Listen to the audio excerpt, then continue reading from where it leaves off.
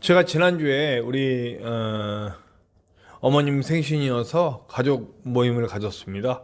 그래서 이제 지하철을 타고 서울에 올라가서 지하철을 타고 가는데 굉장히 재미난 일을 제가 목격을 했습니다.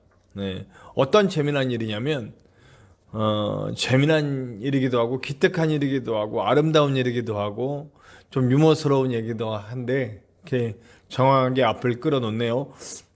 이제 타고 가는데 일산쯤에서 어떤 그 할아버지가 서 계시다가 쓰러지신 거예요.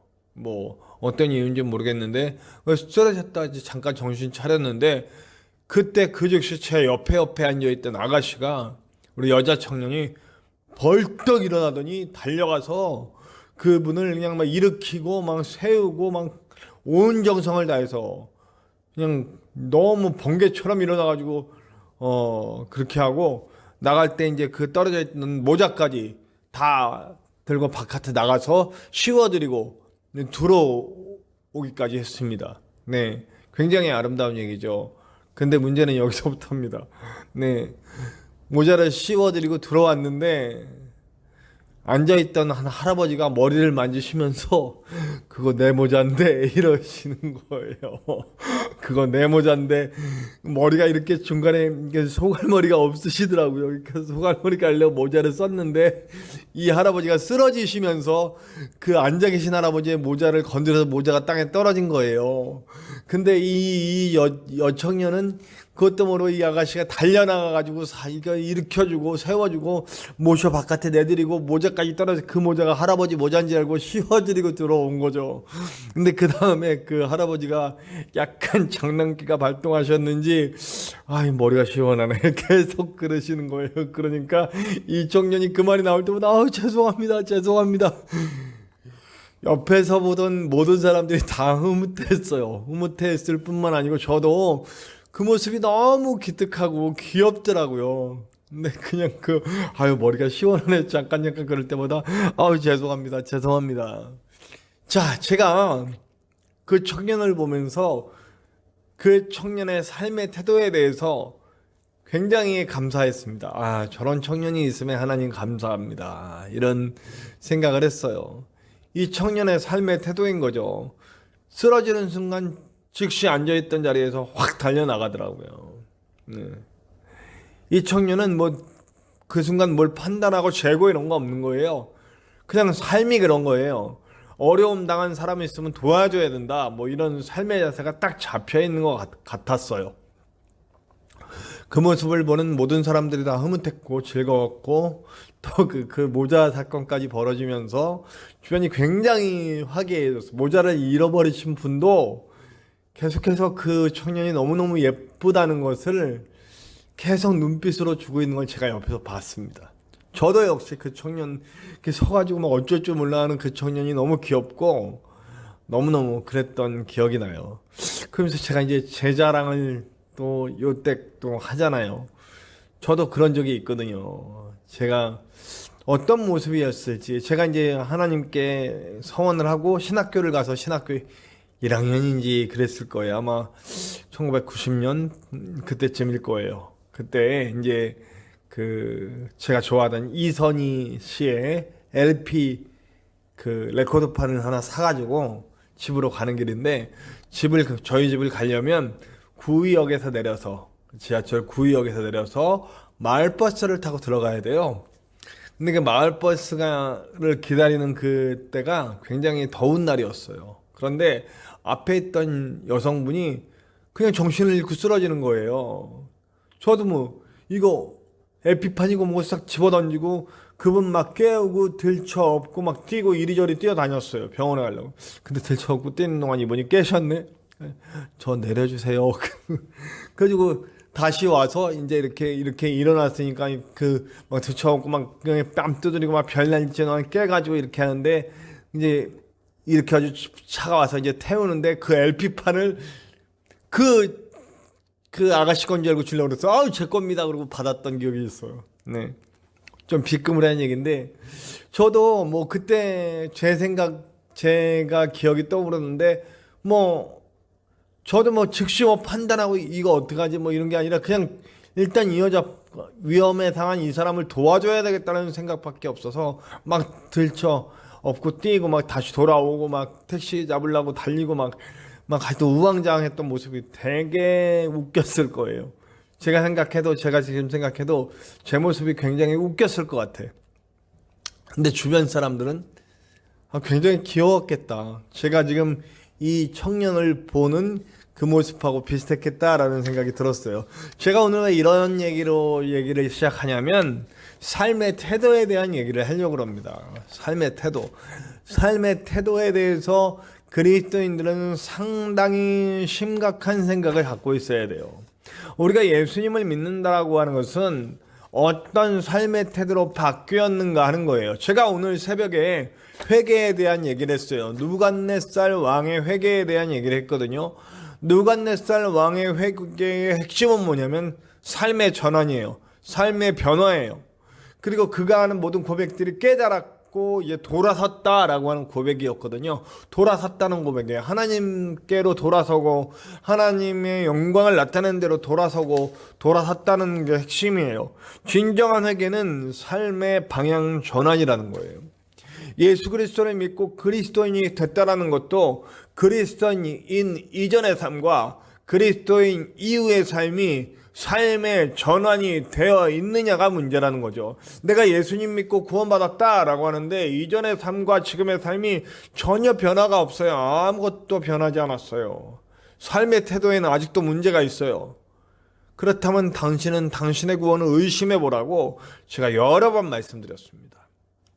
아브라함은 하나님을 믿게 되고 하나님을 따르게 되면서 그의 삶이 완전히 태도가 바뀌었다는 걸 알 수 있습니다. 그는 정말로 삶의 태도가 하나님 중심으로 갔어요. 오늘 그 얘기를 좀 하려고 합니다. 자, 일단 그가 하나님을 만나는 그 이야기, 그 만남과 함께 그는 인생을 전환해 버립니다. 완전히. 네. 여기서 시작이 되는 거죠. 그 전환이 되고 점점 발전해 가는 것이 이제 성화의 과정이고 예수님을 닮아가고 하나님을 닮아가는 과정입니다. 태초에 만들어진 하나님의 형상인 인간으로 돌아가는 과정이 바로 성화거든요. 근데 하나님을 영접하는 그 과정, 예수 그리스도를 통해 하나님을 만나는 과정, 그 과정은 역시 비슷하다는 거예요. 자, 예수님을 만난 사람들 그리고 하나님을 만난 아브라함 어떻게 같아져야 됩니까? 자, 방금도 말했듯이 삶의 전환입니다. 삶의 변화예요. 자, 아브라함이 하던 일이 뭐예요? 우리 다 알죠? 우상 장사예요. 네, 우상을 깎아서 그러니까 신전에 제가 전에도 말씀드렸는데 제 친구 중에도 불상 만드는 친구가 있다고. 그 친구는 예수님 믿지 않아요. 초등학교 동창 모임에서 만났는데 네. 그냥 그걸로 장사를 해요. 먹고 산대요. 네. 독점하는 분위기라서 뭐 법당이니 무슨 뭐 절이니 또 이 점치시는 분들 그분들에게 공급하면서 충분히 먹고 잘 산답니다. 네. 축하해야 될 일일까요? 먹고 잘 살아니? 제가 오늘 새벽에도 말씀드렸는데 먹고 잘 사는 일이 문제가 아니라는 얘기죠. 정말 영이 사느냐 죽느냐 하는 문제인데요. 네. 그런 일을 하는 아브라함이에요. 근데 그런 일을 하는 아브라함이 아주 딱 손절해 버립니다. 요즘 말로 손절. 딱 끊어버리는 거죠. 자신이 먹고 살던 일이에요, 지금까지.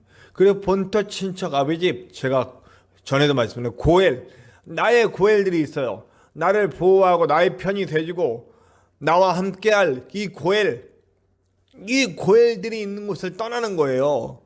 사람을 의지하고 내 직업을 의지하고 내 상황을 의지하고 내 모든 것들을 의지하던 모든 것들을 떠나서 하나님을 의지하는 방향으로 넘어가는 겁니다.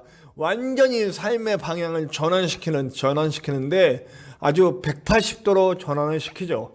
아브라함은 바로 이렇게 전환하는 사람이었어요. 삶의 태도가 바뀌어버려요. 하나님이 원하시는 곳으로 가고 하나님이 원하시는 일을 하고 이런 삶의 태도로 완전히 바뀌어버리는 거죠. 네. 잘 듣는 사람이 되었습니다. 제가 신앙생활 잘 하시는 분들 중에 어떤 특징 중에 하나를 뭐라고 말씀드린 적이 있냐면 수용성입니다. 수용성. 뭐 무조건 잘 받아들이는 게 아니고요. 잘 이해하고 잘 씹어서 잘 먹는 거예요. 그러니까 말씀을 전할 때도 이 말씀을 받을 때 그 말씀을 잘 씹어서 잘 이해하는 사람. 뭐 이해가 안 되는데 억지로 받아들이는 게 아니라 안 믿어지면 믿어 이런 게 아니고요. 저는 솔직히 그렇습니다. 신앙은 확실히 이해가 돼야 됩니다. 확실히 이해가 돼야 이해가 된 후에 그 믿음이 들어와요. 그러니까 잘 들어야 됩니다. 제가 지금 전하고 있는 말씀이 여러분들에게 잘 이해가 돼야 돼요. 그래서 목사도 굉장한 의무를 갖고 있는 거예요. 잘 이해되는 말씀을 전해야 돼요. 지루하게 어떤 목사님이 그랬어요. 목사의 죄악 중에 하나는 성도를 졸게 하는 거다. 저는 죄를 엄청 많이 짓습니다. 혹시 이 방송을 보시는 분들 중에서도 겨우겨우 듣는 둥 마는 둥 하고 계신 분이 계시다면 그 귀를 잡아들이지 못한 저의 죄가 있죠. 네. 그 다음 죄는 뭡니까? 듣지 못하는 여러분들의 죄도 있는 거예요. 1차적으로는 죄가 죄니까 제가 먼저 회개할게요. 제가 여러분들 귀에 쏙쏙 들어오는 말씀을 잘 준비해서 잘 먹기 좋게 잘 드려야 됩니다.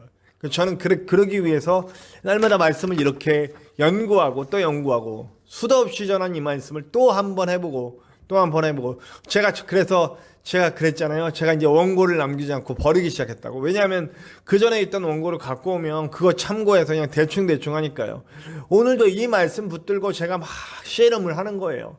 그 여러분들께 정말 잘 이해될 수 있는 방법으로 잘 드실 수 있는 방법으로 잘 요리해서 말씀을 전하려고 노력하고 있다는 거예요. 그럼에도 불구하고 제 말씀이 이해되지 않으신 분들이 있다면 댓글 남겨주시고 그 다음에 저에게 좀 충고 좀 해주시고 이렇게 잘 이해가 안 되고 어렵습니다 라든지 뭐 졸립니다 라든지 너무 유치합니다 라든지 이런 댓글 올려주시면 감사합니다. 제가 달게 받고 참고하고 정말 더 좋은 말씀 전할 수 있도록 노력하겠습니다. 그게 제 1차 잘 들을 수 있도록 전해드리는 건 저고 잘 듣는 믿음을 가지시는 건 여러분들입니다. 아브라함의 인생의 태도, 바뀐 인생의 태도 첫 번째는 잘 듣고 잘 믿는다는 거예요. 수용성. 네. 잘 이해하는 거예요. 그냥 듣는 척 하고 있는 것도 아니고 그냥 잘 들리네. 저는 청각장애가 있어서 잘 듣지 못해요. 그러나 잘 들으시는 분들 있죠. 청각장애가 있으니까 한 가지 좋은 점은 뭐냐면 집중해서 들으려고 굉장히 노력해요. 그러니까 남들은 쉽게 들을 수 있는 걸 저는 약간 발음들이 이렇게 흐릿흐릿하게 들리니까 한 번 더 들어보려고 하는 그런 자세가 생겨서 감사하긴 합니다만 그래도 잘 들렸으면 좋겠습니다. 근데 그냥 듣는 거가 아니고요. 들어서 내 안으로 들어와서 제가 늘 말씀드리는 내마의 말씀, 나에게 적용되는 그 말씀으로 만들어내는 것, 이게 바로 수용성이에요. 그 수용성을 가진 사람들이 믿음도 잘 자라나고 그 수용성을 가진 사람들이 정말 하나님의 사람으로 쭉쭉 자라나는 것을 볼 수 있습니다. 오늘도 저와 여러분들이 나누는 이 말씀 속에서 여러분들에게 그 레마를 만드는 수용성이 있으시기를 간절히 축원합니다. 그래 아브라함에게는 이 모습이 정말 좋은 모습이에요. 믿고 잘 듣고 잘 믿는. 네. 그러니까 믿음은 들음에서 나고 들어서 내 말씀이 되었을 때에 그것이 믿음이 되는 거죠. 아브라함이 이걸 너무너무 잘했다는 겁니다. 그 다음에 그의 삶의 태도 두 번째는 잘 돌이키는 겁니다. 자, 여러분 오늘 이 말씀 읽기 전에 바로 전에도 똑같은 바로에게 했던 실수 아비멜렉이라고 하는 제사장 앞에 또 합니다. 자기 아내를 또 동생이라고 속이는 그런 일 있잖아요. 자꾸 나그네의 삶을 알아요. 우리 아브라함이 나그네 삶을 알잖아요. 나그네 대어받고 정착해 살지만 또 기근 때문에 나그네 대어받고 또 가나안에서 이쪽으로 오는 동안 나그네가 대어받고 그 나그네의 삶을 알기 때문에 나그네로서 지을 수 있는 그런 여러 가지 죄들이 있어요. 그 제가 늘 기도하는 것 중에 하나는 잠언서에 나온 말씀 중에 하나님 나로 내가 너무 부해서 교만하게도 하지 마시고 내가 너무 없어서 죄짓게도 마시옵소서. 이거 정말 진리 같은 말씀이에요. 우리가 사실 너무 많으면 교만의 죄를 져요. 뭐 따로 이렇게 누구 거 훔치고 이런 죄를 짓지 않잖아요. 그런데 교만해져요. 근데 너무 없으면 자꾸 물질적인 유혹, 어떤 다른 유혹들을 받아요. 우리는 주변에 그렇게 해서 무너지시는 분들 많이 있잖아요. 죄를 많이 짓습니다. 여러분, 우리가 지금까지 본 대로 엘리에셀을 롯을 후계자 삼으려고도 했고, 엘리에셀을 후계자 삼으려고도 했고, 그 다음에 또 누굽니까? 이스마엘을 낳아서 이제는 정말 그런 하나님이 원치 않는 방향으로 계속 갔던 부분들이 있잖아요. 그런데 하나님이 그때마다 막아서서 아니다 했을 때마다 잘 포기하고 내어주는 삶의 태도입니다. 하나님과 늘 동행하고 하나님의 뜻을 늘 알아서 하나님의 뜻대로 늘 살면 좋겠지만 그렇게 못 될 때가 참 많아요. 우리 인생 중에는. 네. 그런데 아브라함에게도 그런 일들이 수시로 일어났어요. 아브라함은 대단한 믿음의 조상이지만 그리고 정말 놀라운 경험들을 했지만 어떻게 보면 우리하고 똑같은 삶을 살았다고도 볼 수 있습니다. 저는 이렇게 인간적인 모습이 우리가 말씀을 대하기에 참 좋다고 봅니다. 우리도 똑같은 실수들을 하니까요. 그러나 똑같은 실수들을 하지만 하나님이 알게 하실 때 즉시 순종하고 돌이키는 모습을 가져요. 그러니까 잘 바꾸는 거죠. 잘 내가 손에 쥐고 있는 것들을 잘 내려놓는 거죠. 하나님이 아니다라고 할 때 내려놓는 거예요. 네. 참 어려운 것인데 그런 수용적인 자세는 정말 중요한 것 같습니다. 역시 수용성이에요. 잘 듣는 것 수용성. 하나님의 말씀을 듣고 잘 돌이켜요. 믿음도 오지만 그 믿음이 자라나는 과정에서 하나님이 알려주실 때 잘 깨닫고 잘 바꿔요. 정말 믿음의 사람들은 잘 바꾸는 사람들입니다. 하나님의 원함으로. 그러니까 뭐 이렇게 막 변덕이 심해지는 뭐 그런 얘기 아니에요. 잘 이해하시죠?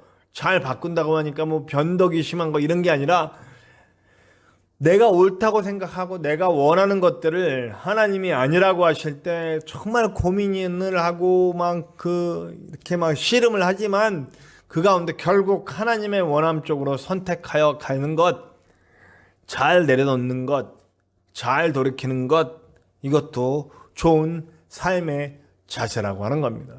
세 번째는 뭡니까?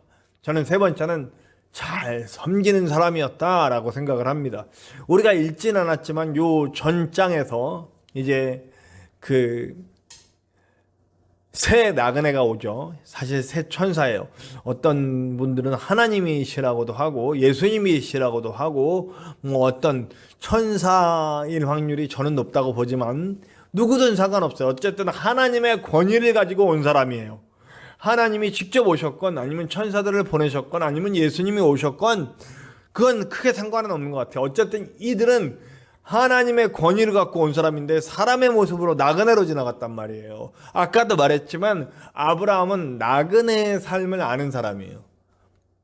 나그네의 삶을 아는 사람. 나그네가 어떻습니까? 여러분 선한 사마리아인의 비유에도 나그네가 어떻게 되는지 봤지 않습니까?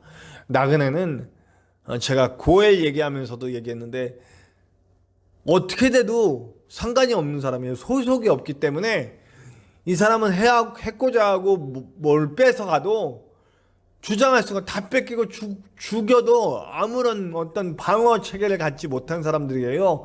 그 나그네는 우리가 되게 낭만적으로 들리지만 나그네라고 하는 것은 이 당시에는 목숨 내놓다시피 한 사람들이라는 걸 잊어서는 안 됩니다. 정말 목숨 내놓다시피 하고 다니는 사람들이에요. 외로운 사람들이고 힘든 사람들이고 어려운 사람들이에요. 그래서 나그네를 대접하라 라고 하는 말씀들이 참 많잖아요. 그래서 나온 말입니다. 그런데 나그네를 대접하는 게 어디 쉽나요? 네. 나그네가 어떤 사람인 줄 알고요. 네. 갑자기 도둑으로 변할 수도 있고 강도로 변할 수도 있는데요. 그런데 아브라함은 그 나그네들 지금 뭐 하나님이라고 한죠. 그냥 나그네 모습이에요. 근데 그 나그네들을 들여다가 고기를 잡고 맛있게 먹이고 대접하는 모습이 나와요. 이거 그냥 나타난 모습이 아니고 이게 아브라함의 삶의 태도라는 거예요. 이게 아브라함의 삶의 태도였어요. 하나님을 섬기고 사람을 섬기는 자세가 바로 아브라함의 태도였다는 거예요. 앞에 두 개는 하나님과의 관계라면 이 나그네를 대접하는 모습, 잘 섬기는 자의 모습은 바로 사람을 대하는 모습이라고요. 자, 그리스도인들은 예수님이 분명히 말씀하신 대로 딱 두 개만 잘하면 되는 겁니다. 하나님을 네 목숨보다 사랑하고 내 이웃을 내 몸처럼 사랑하라 하신 이 두 계명에 다 이뤘느니라. 우리가 구원은 이미 받았단 말이에요. 구원은 예수 그리스도를 영접하고 내가 스스로 내 죄가 죄인임을 깨닫고 이제 나는 예수 그리스도가 나를 위해 대속하심을 믿고 그 보혈로 씻김을 받아 이제 나는 하나님이 계신 지성소 안으로 들어갈 수 있습니다. 나는 지성소 안으로 들어갑니다. 그리고 하나님을 만나는 사람, 이런 사람들이 바로 예수 그리스도의 보혈의 은혜를 입고 또 부활의 권세를 입고 그래서 하나님의 자녀가 된 거예요. 이미 구원은 받았어요. 구원은 끝났어. 자, 그렇다면 그 다음이에요. 그 다음에 그러면 너희에게 보혜사 성령이 너희에게 오신다. 다른 보혜사가 너희에게 온다. 예수님을 믿고 그 구원에 응답한 사람, 십자가의 복음을 받아들인 사람, 그래서 지성소 안으로 가서 하나님을 만나는 사람들은 다 이제 성령의 오심을 경험합니다. 뭐 이거 오해하지 마세요. 막 불같은 성령으로 오실 수도 있지만 이미 내가 고백하는 그 순간 이미 내 고백이 진정한 예수 그리스도를 향한 예수 그리스도를 주인으로 고백하는 그 고백이 진정한 고백이라면 그 고백과 동시에 저는 성령이 우리 안에 내주하신다고 그렇게 믿습니다. 어떤 모습이든지. 아마 그것이 충만함을 받게 되는 어떤 과정이 있겠죠. 막 방언도 터지고 이런 과정. 저도 물론 그런 과정 속에서 제가 하나님께 서원하는 그런 과정에서도 그런 경험을 했기 때문에 제가 성령의 충만함, 불같은 체험 뭐 이런 것들이 있기 때문에 제가 목사가 되긴 했습니다만, 자, 그러나 그런 체험이 내 삶에 확실하지 않으신 분들이라도 분명한 고백이 있으신 분들은 성령이 내주하십니다. 그 성령은 우리를 이제부터 이끌어 가시는 거예요. 어느 방향으로? 하나님이 원하시는 방향으로 이끌어 가신다는 거죠. 자, 그런데 성령이 원하시는 방향으로 이끌어 가는데 아직도 그 방향에 이끌려가지 못하시는 분들, 다시 한번 당신의 구원을 의심 안 하고 다시 한번 얘기합니다. 아브라함은 하나님의 말씀에 응답하고 내가 주님과 함께 가겠습니다 하고 본토 친척 아비집, 그 자기를 지켰던 직업 모든 것을 버리고 하나님이 원하는 방향으로 가면서 그 삶의 인생의 과정에 분명한 성화의 과정이 있었던 거예요. 그리고 결국 약속의 자녀인 이삭을 얻죠. 네. 그리고 그 이름을 그 천사들이 말한 대로 웃었다라고 지어라. 네. 되게 우스운 과정이었잖아요. 지난주에도 얘기했지만 그것을 믿지 않고 웃으니까 그럼 웃었다라고 지어라. 그래서 웃음이라고 하는, 웃었다라고 하는 이삭이라는 이름을 짓고 함께 가는 겁니다. 그런데 이 이름이 어떻게 됩니까? 오늘 사라의 고백이 놀랍잖아요. 드디어 약속의 자녀를 낳았어요. 하나님의 약속의 자녀를. 앞으로도 또 남은 과정이 남아있지만 거의 최종 단계까지 온 거예요. 하나님의 약속의 자녀를 드디어 낳았어요. 그리고 하나님이 얼마나 신실한 분인지 완전히 절망적인 상황에서 그 절망적인 상황을 뚫고 주신 하나님의 약속의 성취. 그러니까 나는 아무것도 할 수 없습니다 고백하는 그 상황에서 열매를 주시는 거잖아요. 경수도 끊어졌고 우리는 불가능합니다 할 때, 가능할 땐 별거 다 해봤잖아요. 롯도 있었고 엘리에셀도 있었고 이스마엘도 있었고. 그렇지만 결국 하나님의 약속의 자녀를 얻는 것은 정말 아무것도 할 수 없을 때 이루시는, 정말 하나님을 믿을 수밖에 없게끔 해주시는, 그래서 그 믿음 가운데 고백이 이거예요. 하나님이 나를 웃게 하셨고, 이 웃음이란 아들주 나를 웃게 하셨고, 그리고 우리가 함께 웃을 수 있게 웃으리로다 라고 하는 고백이야. 삶의 태도가 고백으로 나오는 겁니다. 사라 역시 하나님 때문에 나도 웃고 이제 나들도 웃게 해주는 사람이 되는 거죠. 저는 이 고백이 참 너무너무 마음에 와닿았습니다. 함께 웃게 해주는 사람. 제가 전 시간에도 말했고 전전 시간에도 아마 말했을 거예요. 우린 제발 우리 그리스도인들 우스운 사람 되지 말고 웃게 해주는 사람 되자. 제발 제발 우스운 사람 되지 말고 웃게 해주는 사람이 됩시다 라고 하는 말씀을 얼마나 많이 드렸는지 몰라요. 제발 우리 기독교인들 우스운 사람은 되지 맙시다. 정말 많은 사람들을 웃게 해주고 행복하게 만들어주는 사람이 됩시다. 우리가 복이 됩시다. 우리를 만나는 사람들이 복이 됩시다. 복받은 사람 되게 만듭시다. 그 일을 하게 하시는 분이 하나님이십니다. 하나님의 나라 만드는 거 어려운 일 아닙니다. 하나님이 원하시는 대로 살면 됩니다. 하나님이 원하시는 대로 사랑하고, 하나님이 원하시는 대로 섬기고, 하나님이 원하시는 대로 내어주고, 하나님이 원하는 대로 많은 사람들을 아껴주고 안아주고 치유하는 사람, 그게 어렵다고 느끼십니까?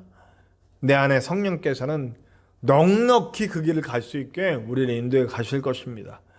우리가 하나님의 자녀가 되었으니 하나님의 자녀로서 온전히 살면서 많은 사람 웃게 해주는 사람 되시기를 간절히 축원합니다.